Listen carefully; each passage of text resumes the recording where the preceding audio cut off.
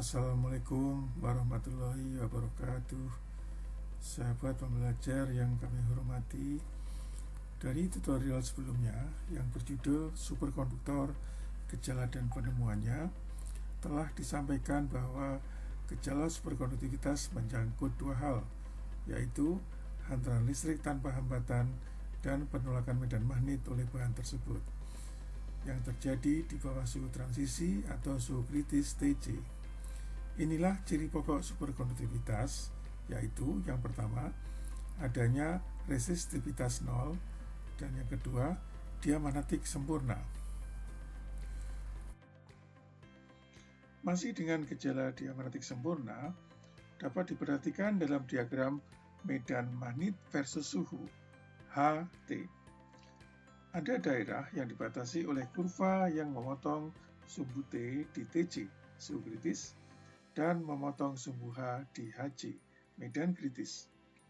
Daerah di bawah kurva merupakan keadaan superkonduktif atau superconducting state dengan dua ciri yang sudah disebutkan tadi, dan di luarnya adalah daerah normal atau normal state, di mana bahan berperilaku tidak superkonduktif atau bahan bersifat normal. Hubungan antara HC dengan T diberikan dalam persamaan di bawah ini. Berdasarkan diagram HT, dapat dibedakan tipe-tipe superkonduktor sebagai berikut. Di sini terdapat dua daerah dalam diagram HT, yaitu daerah superkonduktif, di mana berlaku penolakan medan oleh bahan, yang disebut efek Meissner. Nama Meissner diambil dari nama fisikawan Jerman sebagai penemu gejala ini. Demikian sehingga daerah ini disebut keadaan Meissner atau Meissner state. Di luarnya merupakan keadaan normal. Keadaan Meissner menggambarkan situasi di mana medan magnet ditolak oleh bahan, dan keadaan normal melukiskan bahwa medan magnet dapat menembus bahan. Bahan superkonduktor dengan ciri ini, yaitu adanya dua daerah, Meissner state dan normal state, disebut superkonduktor tipe 1. Dalam diagram selanjutnya, selain kedua daerah seperti pada superkonduktor tipe 1, di antara keduanya dapat tersisip apa yang disebut daerah campuran atau mixed state. Artinya, sebagian bersifat superkonduktif atau menolak medan, dan sebagian yang lain bersifat normal atau tertembus medan magnet. Demikian sehingga disebut daerah campuran. Pada diagram HT, daerah campuran dibatasi oleh medan kritis bawah HC1 dan medan kritis atas HC2. Dalam tutorial selanjutnya akan dibahas khusus mengenai daerah campuran ini, yang sangat menarik karena aspek aplikasinya yang sangat luas. Nilai HC2 bisa mencapai puluhan Tesla atau setara dengan ratusan ribu Gauss pada superkonduktor tertentu. Nah, bahan dengan tiga daerah dalam diagram HT, yaitu Meissner state, mixed state, dan normal state, disebut superkonduktor tipe 2.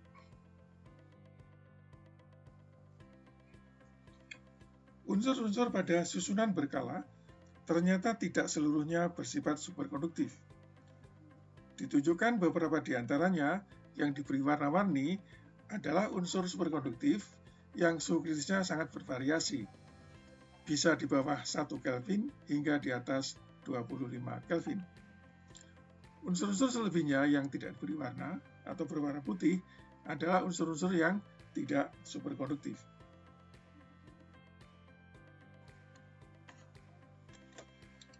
Menarik untuk menengok sejarah penemuan superkonduktor berikut.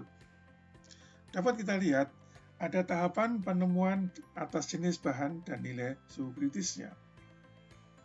Pada awalnya, sebagaimana dibahas pada tutorial sebelumnya, logam merkuri atau Hg bersifat superkonduktif pada suhu helium cair, yaitu sekitar 4 Kelvin. Inilah bahan superkonduktor pertama yang ditemukan oleh para ahli. bisa dilihat di sebelah kiri bawah dari diagram ini. Disusul kemudian penemuan Pb, Nb sebagai logam murni dan senyawa antarlogam seperti NBN, Nb3Sn, dan Nb3Ge dengan Tc maksimum 23 Kelvin. Era ini menandai lahirnya apa yang disebut superkonduktor konvensional.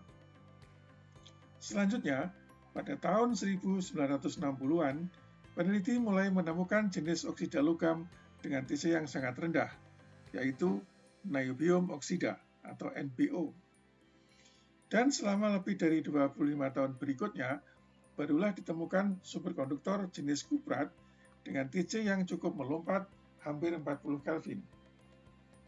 Senyawa itu berupa lanthanum, La, strontium, Sr, tembaga, Cu, dan oksigen, O.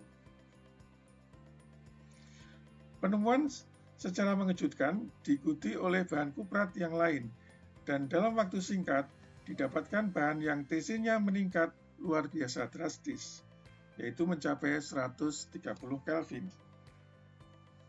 Selanjutnya, bahan-bahan ini menandai lahirnya superkonduktor generasi baru, yaitu superkonduktor yang disebut suhu kritis tinggi.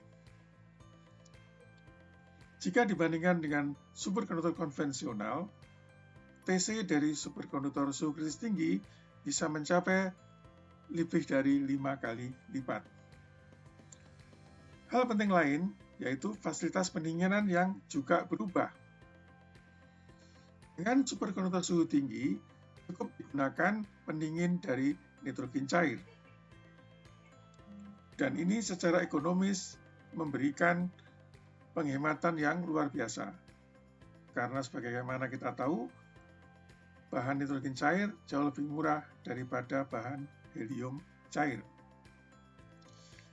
Batas suhu kritis sampai 135 Kelvin masih bertahan selama lebih dari 30 tahun, dan belum ada lagi penemuan terbaru dengan suhu kritis yang lebih tinggi. Menariknya, superkonduktor suhu tinggi dengan suhu kritis yang di atas suhu nitrogen cair setidaknya dapat diterapkan untuk aplikasi di angkasa luar atau antariksa, karena suhu di sana itu sudah cukup rendah, sekitar suhu nitrogen cair, sehingga dalam penggunaan ini superkonduktor suhu kritis tinggi tidak perlu fasilitas pendingin secara khusus. Selanjutnya, marilah kita lihat lebih rinci berbagai jenis bahan superkonduktor.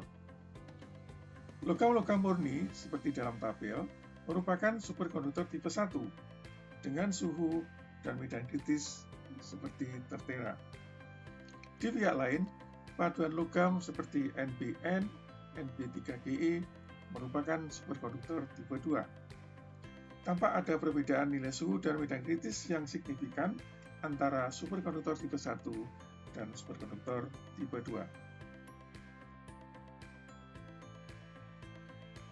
Lebih jauh, paduan logam yang mempunyai rumus umum A3B ini, A antara lain vanadium dan niobium, sedangkan B bisa berupa aluminium, gallium, silikon, germanium, dan Sn. Telah berhasil dibuat oleh para ahli dengan suhu dan medan kritis yang cukup bervariasi. Di antara bahan tersebut yang mempunyai Tc tertinggi dan banyak digunakan sejak penemuannya di tahun 1970-an adalah Nb3Ge dengan Tc sekitar 23 Kelvin, dan susunan kristal tampak pada gambar di samping kanan.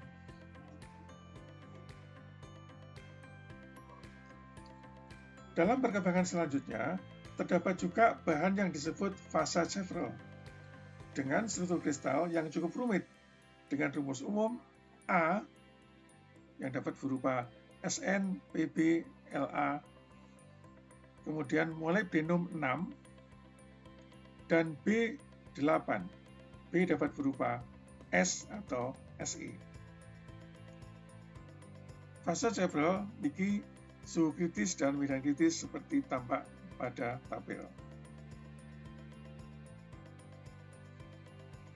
Lanjut dengan superkonduktor suhu tinggi, terlihat bahwa hanya dalam kurun waktu sekitar 7 tahun, ditemukan bahan-bahan yang suhu kritis awalnya 35 Kelvin, lalu naik tajam menjadi 150 Kelvin. Khusus bahan LaBaGuO yang diberi tanda kuning, meskipun hanya bersuhu 35 Kelvin, namun inilah bahan pertama yang ditemukan oleh Pak Birchnorst dan Pak Muller, dua peneliti IBM, dan akhirnya mendapatkan hadiah Nobel sebagai pemicu lahirnya bahan-bahan yang suhu kritisnya naik tajam dalam tahun-tahun selanjutnya. Jika disimak lebih lanjut, bahan-bahan ini mengandung ion-ion yang beragam, namun selalu terdapat gugus CuO dalam berbagai rasio rumusnya.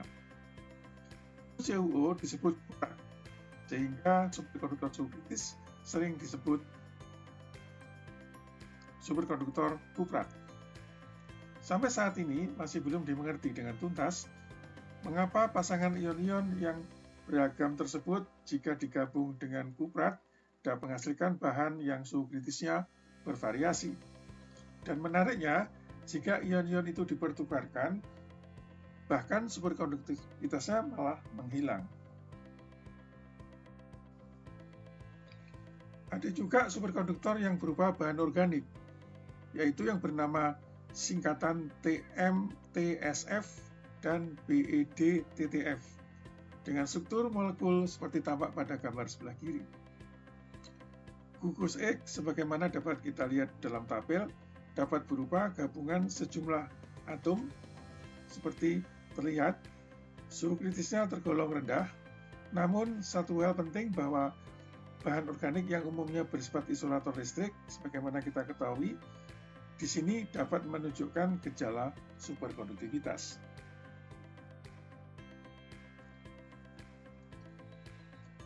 Berikut molekul karbon yang unik, C60, tersusun dari 60 atom karbon dan membentuk persis seperti bola sepak dengan konfigurasi ikatan karbon segi 5 dan segi 6. Jika setiap molekul C60 membentuk kristal kubus berpusat sisi, seperti pada gambar di samping kanan, dan disisipi oleh logam alkali, semisal natrium atau kalium, terciptalah bahan superkonduktif dengan suhu kritis yang cukup tinggi, antara 35 sampai 55 Kelvin, tergantung dari atom kalium atau natrium yang ditambahkan. C60 sering disebut molekul Fullerene atau bola Fuller, yang diambil dari nama arsitek penemu struktur bola ini yang bernama lengkap Buckminster Fuller.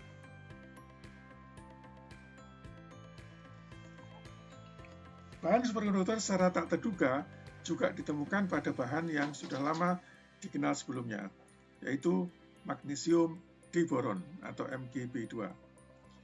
Dengan suhu kritis yang hampir 2 kali lipat dibanding superkonduktor konvensional Nb3Ge, senyawa ini secara ekonomis jauh lebih murah dari pendahulunya karena kita tahu bahwa harga bahan magnesium dan boron masih lebih murah dibandingkan harga bahan niobium dan germanium.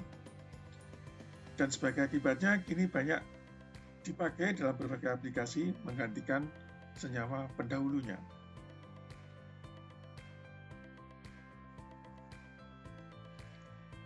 Natrium kobalt oksida ternyata juga dapat menampilkan superkonduktivitas justru karena disisipi molekul air H2O dan logam natrium.